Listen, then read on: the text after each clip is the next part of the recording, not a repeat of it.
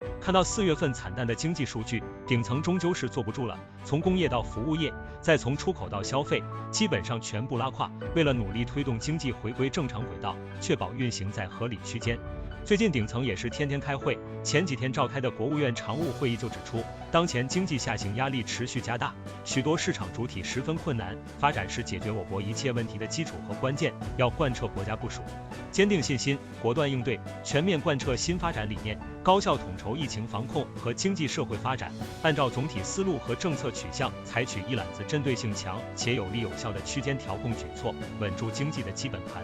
咱们先来看一下措施，具体体现在6个方面：一是财政及相关政策，先退税降费减轻一下中小企业的负担；二是金融政策，对中小微企业个体工商户贷款给予宽松环境；三是稳定产业链供应链，优化复工达产政策，保障货运的通畅，取消来自疫情低风险地区通行限制，一律取消不合理限高等规定和收费；四是促消费和有效投资，新开工一批水利工程项目，引导银行提供规模性长期贷款；五是保能源安全，落实地方煤炭产量责任，调整煤矿核增产能政策，新开工一批能源项目；六是做好失业保障和困难群众救助等工作。会议还强调要增强紧迫感，狠抓落实。猛地一看，措施是面面俱到，但能具体落实到什么样子，我们还是要打个问号。我们首先要明白，当下是在和什么做斗争。疫情反复是一个，更重要的是经济自然客观规律，其中重要的一点就是流通。经济好与不好呢，用最通俗的解释和标准来看，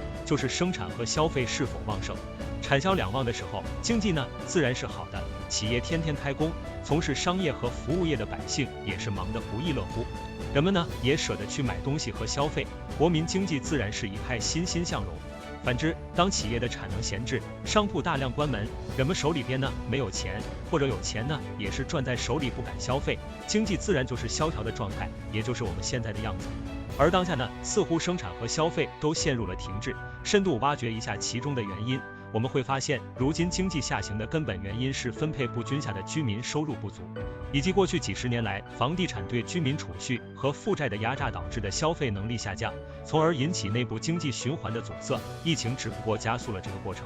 要想振兴经济，最直接的办法是让商品、货币和劳务这三者流通起来，主要有3个大方向：一是扩大内需以保消费，二是减税降费增加企业利润以保就业，三是发掘新的经济增长点，脱离房地产对经济的绑架。说起来似乎很简单，但仔细做起来似乎又困难重重。扩大内需已经是老生常谈，年年都会被抬出来刺激经济，但大多数百姓6个口袋被掏空，家里没有余粮，哪有钱消费呢？居民收入跟不上，扩大内需只有一条路，就是增加居民信贷，鼓励房贷、消费贷，直接把各种贷款硬塞给百姓，结果就是大家的杠杆居高不下，创造的现金流早就被利息吞噬。如今经济下行，疫情反复，百姓一方面偿债能力下降，不太敢盲目举债上车了，消费要想扛起振兴经济的大梁，实在有点强人所难。减税降费是好事，符合凯恩斯主义最初的设计，政府收入下降，支出增加，财政赤字换经济增长指标，而不是像过去10几年靠房地产把本该加在政府部门的杠杆转移到居民部门。